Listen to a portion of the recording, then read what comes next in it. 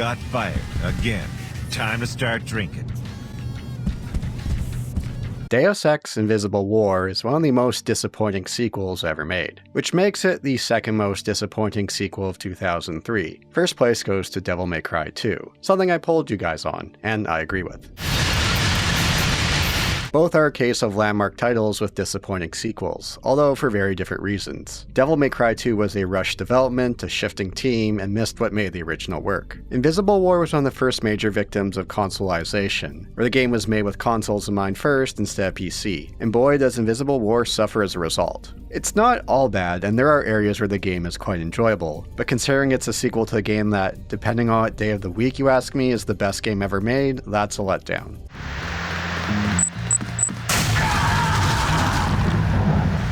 If you do want to play Invisible War in a modern setup, there are some tweaks required. Check the description and pinned comment for a link to a guide. Invisible War does start off promising with an intriguing cutscene. A nanite bomb is used by the Knights Templar that destroys all of Chicago.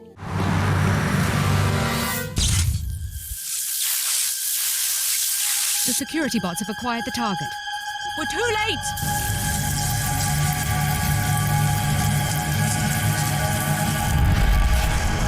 The goal is to destroy the Tarsus Academy and its students. I mean, seems like a bit of overkill, and also we escaped. We're going to change the terms of engagement. It's our war, not theirs. We don't need cities or armies. We have the cells of human bodies. An invisible weapon for an invisible war. We play as Alex D, either as a man or a woman. We awaken in the Seattle Tarsus Academy where we're taken. This facility is also under attack. This section serves as our tutorial, not a separate tutorial like the prior title. We cover the basics, we get introduced to some of the other students. I'm sure you've already made a good first impression on Dr. Nassif. Yeah, she wasn't exactly thrilled to catch me rifling through her office. You've always been good at making friends. I'm not kidding about an attack. I saw a guard die in an explosion. Really? I haven't heard any shooting. Are you sure it wasn't an accident? No, but the man who interrupted Dr. Nassif mentioned a code yellow emergency.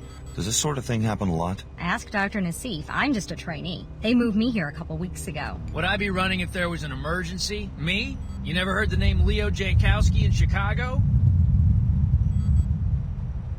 Right, Jankowski. It's great to finally meet you. Well, don't be intimidated by my ranking. I make a point of treating every team member as an equal. We get an introduction to a number of factions and who they are. Wait, you know what's going on? The Order contacted me in Chicago and told me how to uncover Tarsus's treachery. We're not trainees, we're test subjects. Finding out I've been used like that, I don't feel so bad about disobeying orders.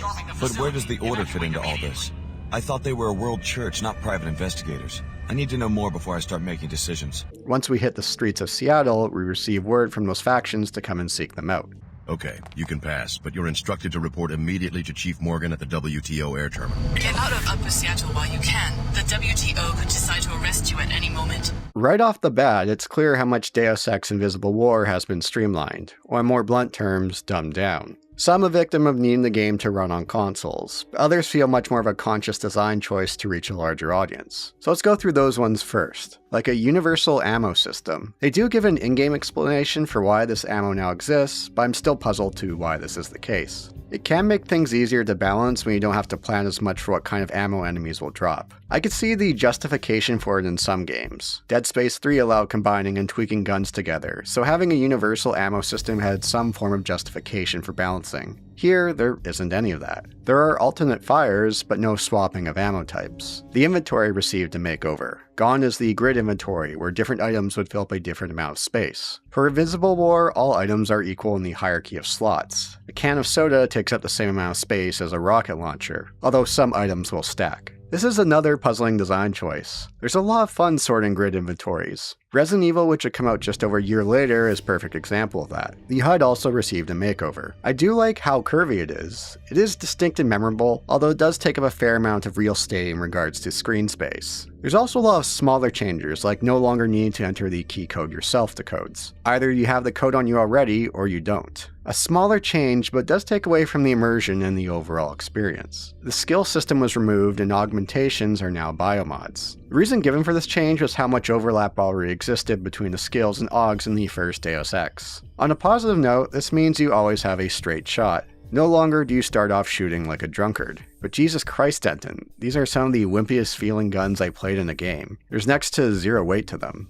That's how it's gonna be? I'm hurt!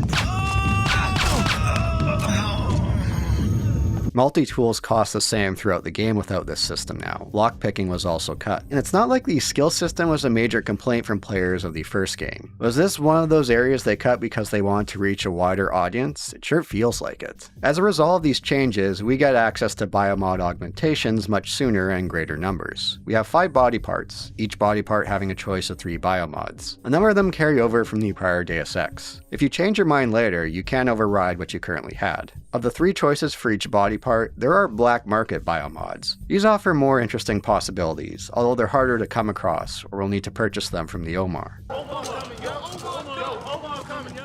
One notable black market biomod is bot domination. Depending on its level, you could take over large robots and turrets. I had a ton of fun using the speed enhancement biomod to run up to a large bot, starting the dominate countdown, running away, assuming direct control, and ragdolling fools around. To me, these were the most enjoyable moments I had with Invisible War. I've never seen a bot do that before. Nobody hits and just walks away.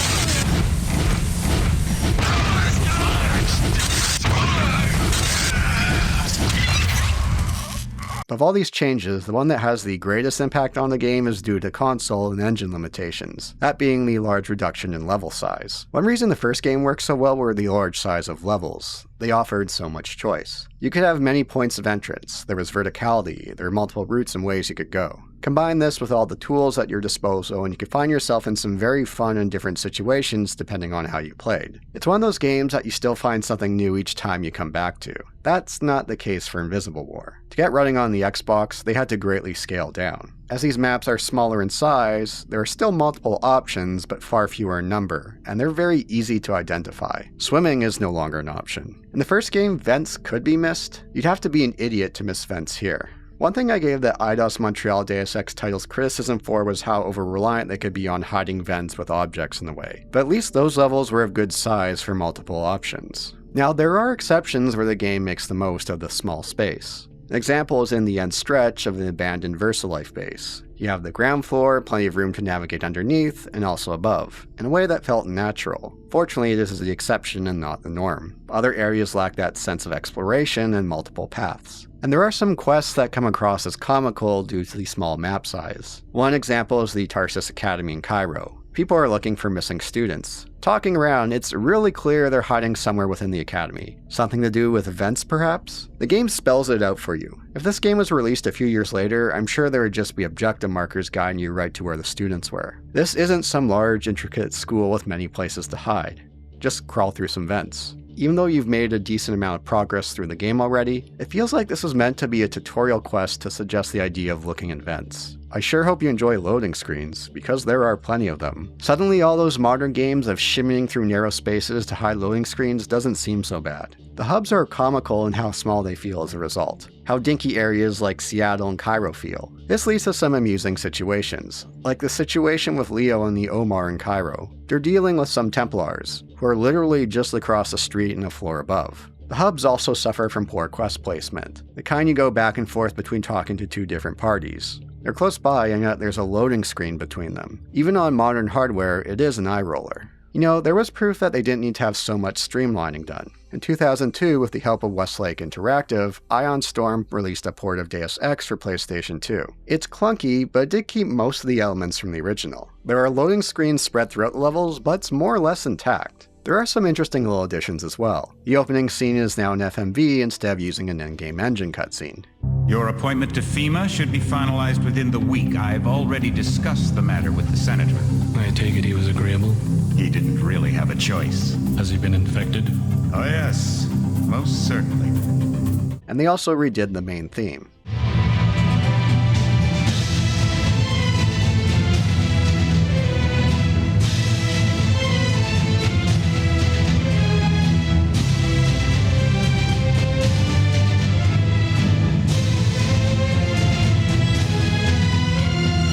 Of course, this was different hardware, that being the PlayStation 2 and an older game engine, that being the first Unreal Engine. Invisible War was using Unreal Engine 2 with some cutting-edge tech at the time, along with the early days of ragdoll physics. They really amped it up to emphasize those ragdoll physics. I had a lot of fun throwing various objects at NPCs with their reactions.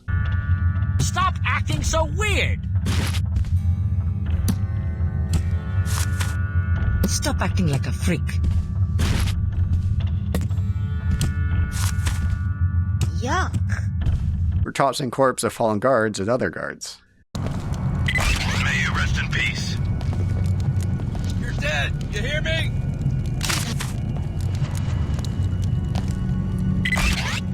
There's been a scuffle.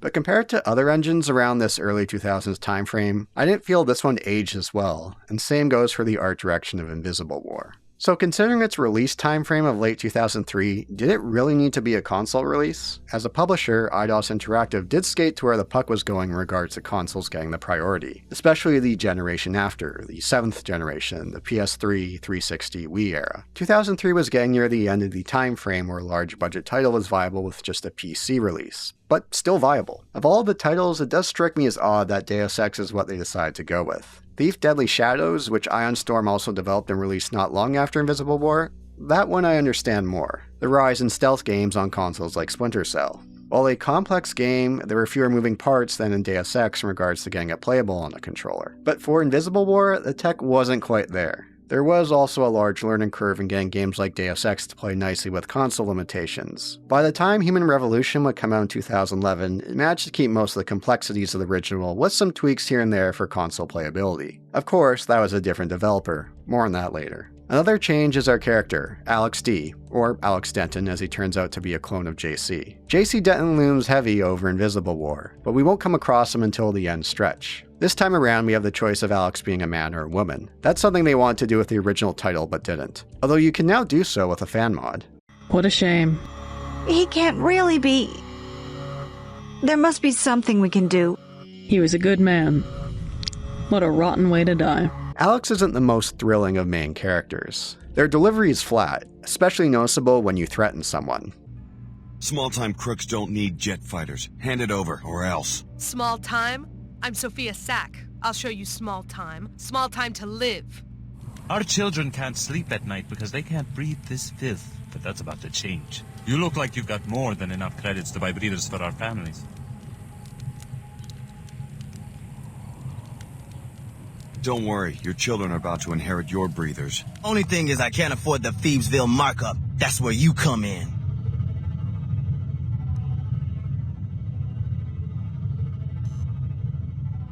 You picked the wrong person to mug, punk. Punk? Compare that to JC or Adam Jensen in the prequels. They meant business.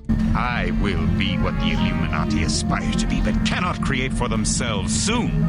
When my augmented systems like yours are complete and able to be integrated with Helios, I will burn like the brightest star. You're gonna burn, all right. Alex sounds like a kid threatening to steal your juice box during recess.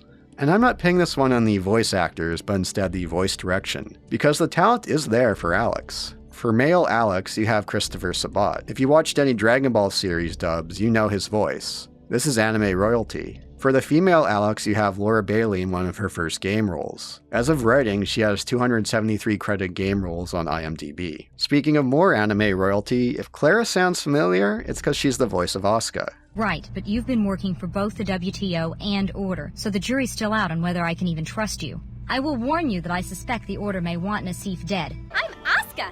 Asuka Langley Soryu. I'm the designated pilot of Ava 2. JC Nam had a number of great, memorable lines. Beyond about one line, I can't really think of any that were really memorable from Alex, and that one is due to how bizarre the line is itself. I would love to be your chamber boy. How precious. Why couldn't you waltz into my life sooner?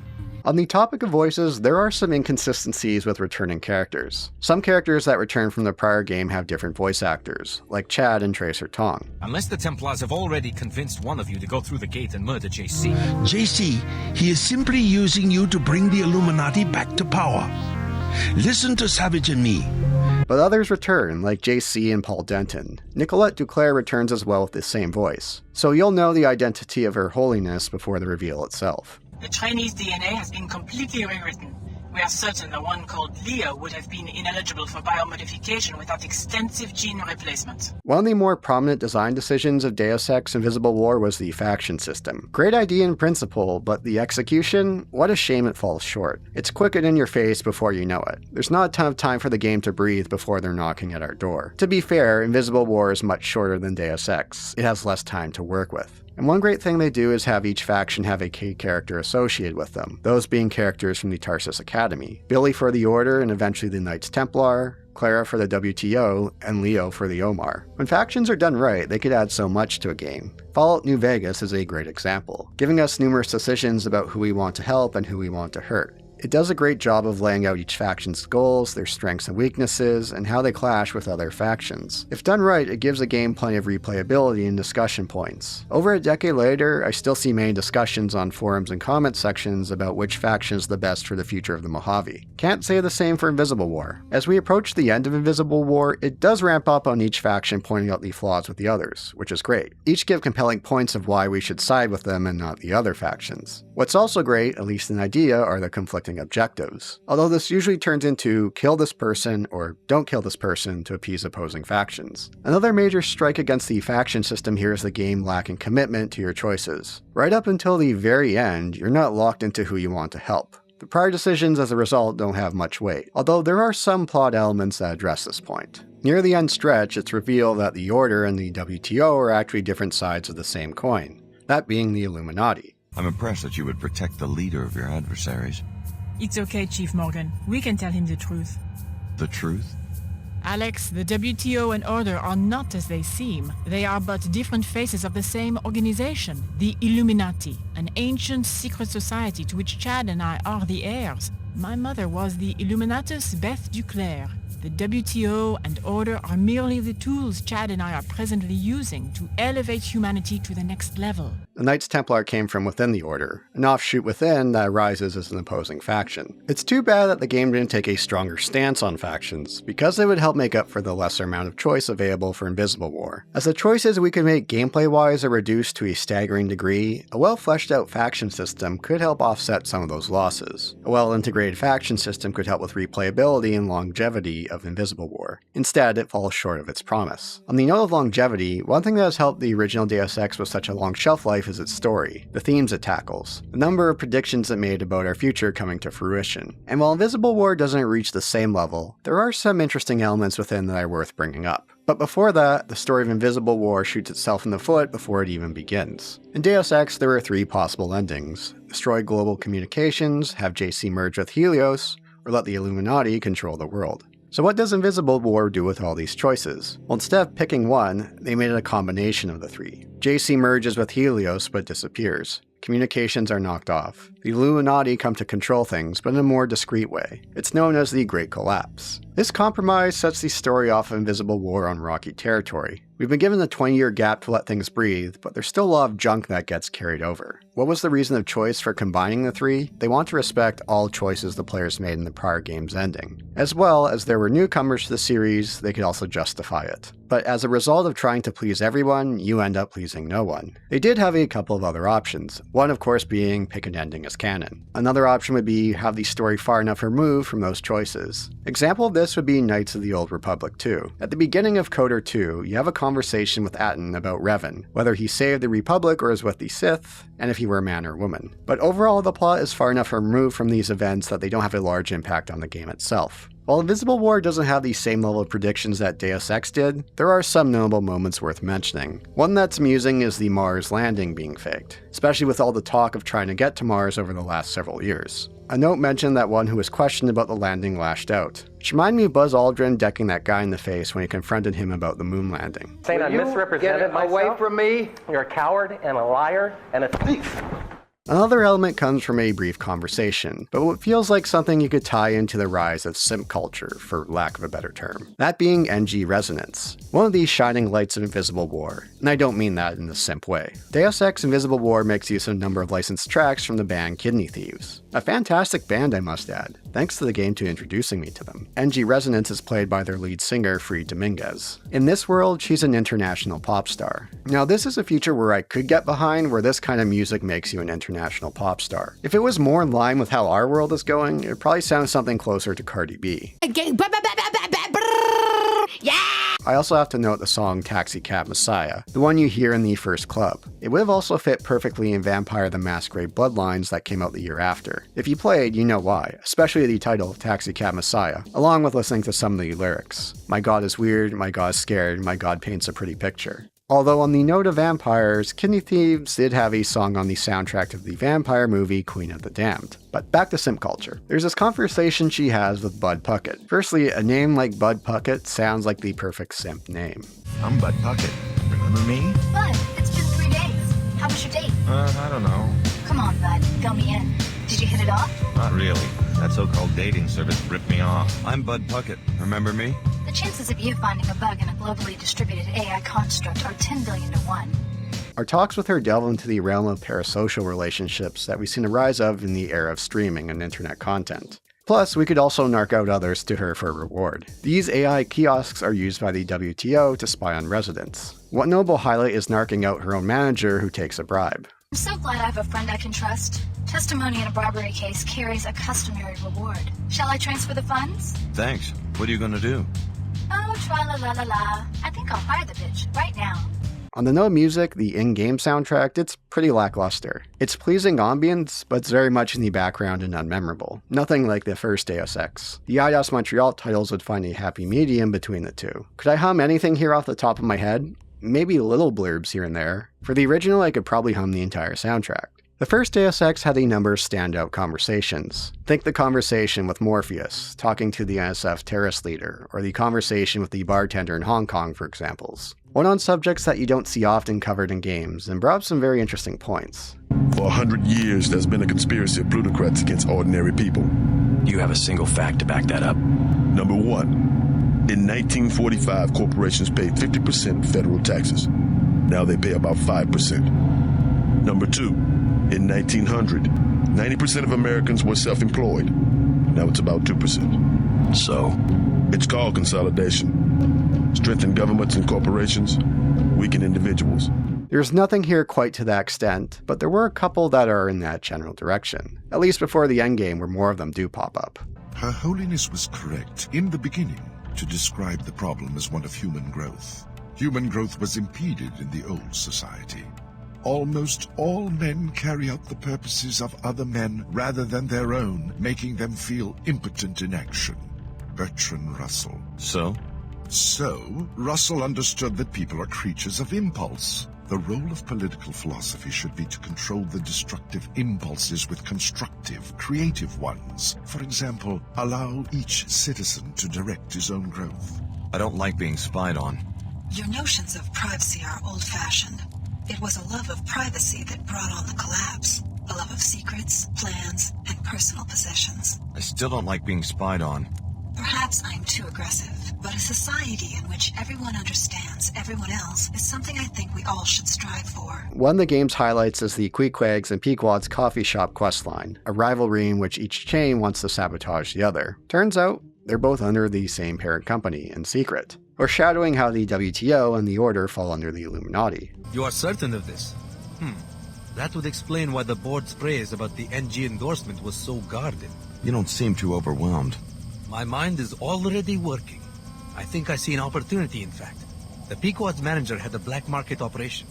I could cover it up and tell management I was merely protecting the reputation of the coffee industry. There are interesting themes in principle within Invisible War, but they don't get a ton of time to delve deep into them like they did with the first Deus Ex. Like the follow to the revelation of the Order and the WTO being one and the same under the Illuminati. If you want, you could break the news to Lin Mei Chen, one of the higher-ups of the Order, and devastate her faith.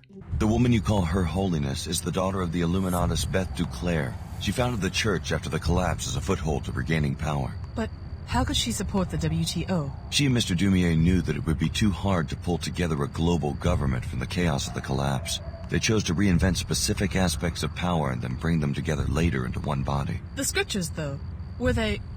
A well-designed psychological tool. I grew up in post-collapse Hong Kong. My parents were Max Chen and Maggie Chow, co-conspirators involved with MJ-12. I swore I would never ruin myself with lies the way they did. You aren't the one to blame. I've deceived millions, hundreds of millions of people.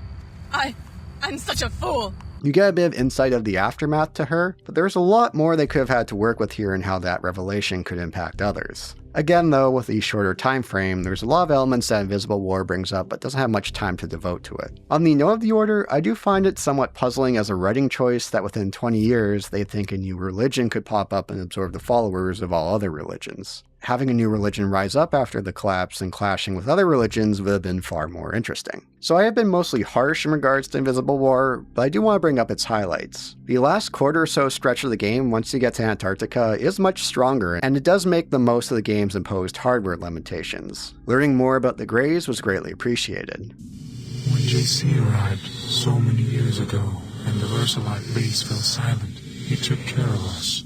In return, we would maintain his habitat while he slept, and away to also go his masterpiece. Paul was to accompany the key, but instead 2 keys have arrived, and Paul remains nowhere. So we're the keys.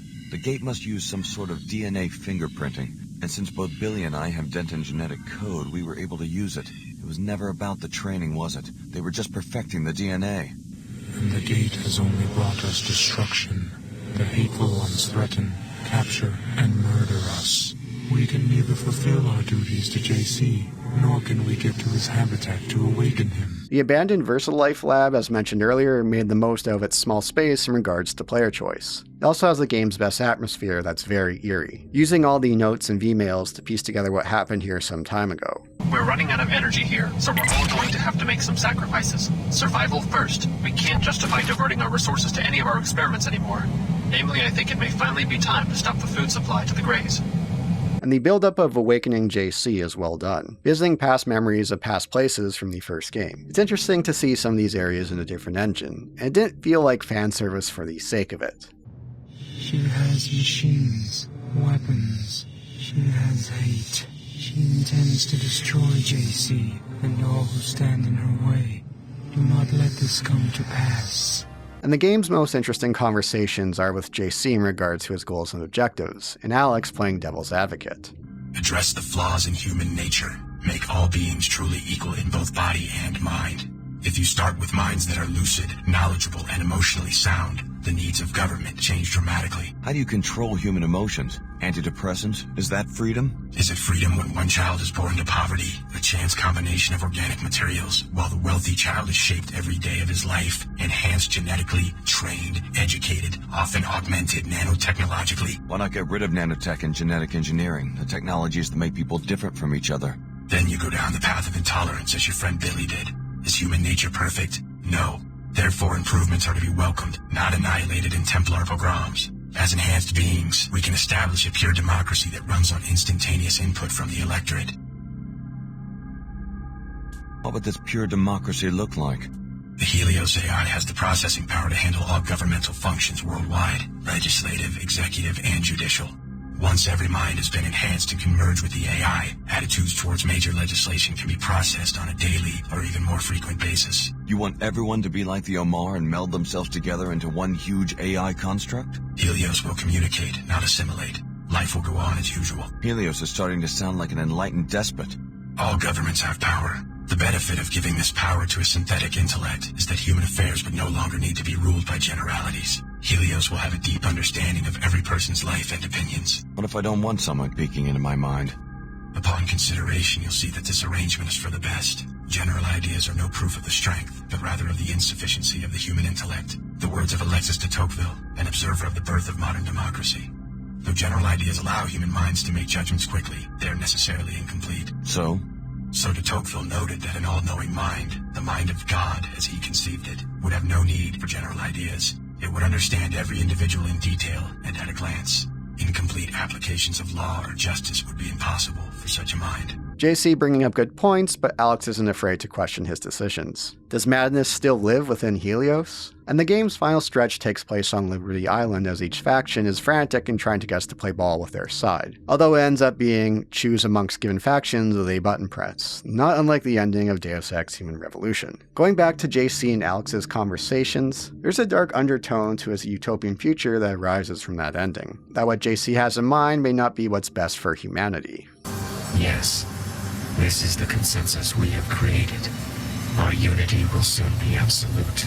The remaining boundaries are vanishing. Yes, share your mind with everyone. Open yourself. Your needs are the needs of all. Let us understand and be transformed. Yes, transform each other and transform yourselves.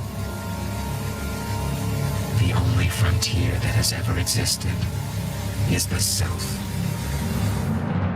Helios has spoken.